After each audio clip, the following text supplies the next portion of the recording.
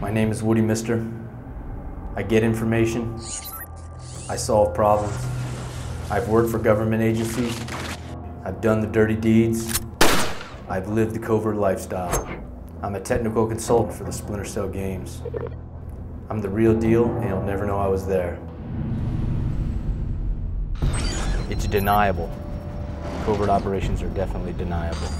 Nobody knows where the money's coming to fund it. Nobody knows who the people are. The men are in alias. They're undercover, if you will. It can range anywhere from a simple surveillance or counter-surveillance mission. Maybe you're following a person.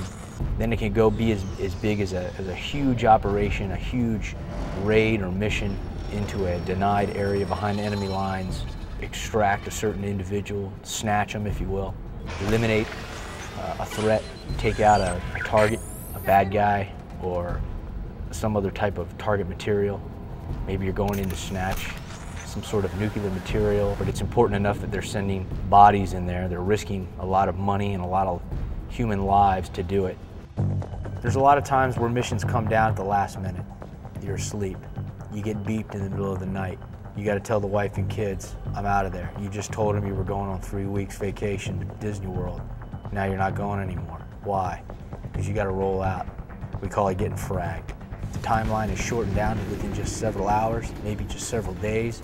Maybe you have to fly across the world, fuel up the G5, we're rolling. Any teams that we do have are no bigger than something you've seen on Mission Impossible. It's just a few people. So you've got to fly under the radar, and you've got to slip in. You can't take the weaponry with you. You're going to have to acquire it when you get downrange. Whether you steal it, whether you can buy it. If you're working with a government agency and they logistically have the ability to support you, they're going to go ahead and have that stuff waiting for you. If you're working for a non-governmental organization, you may have to find other options. Sam Fisher's an interesting character because he's tough and he's raw. And that's the way you need to be when you're working in this type of environment. He's an action guy, he's not necessarily an intel collector. When you're on a mission, you're relying on your wits and your training. You don't have time to play around with bullshit.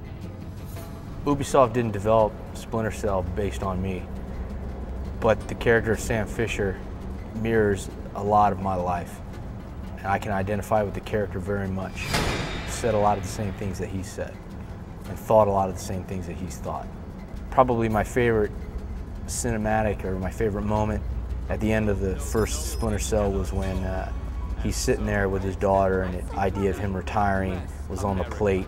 All of a sudden the phone rings and he's, goes to pick it up. He's got those pressures at home. Those pressures are real. I have the same type of pressures with my family. And it's a situation that every one of us that has left recently, as I have, has had to, those paths have definitely crossed. And it's a tough thing to do.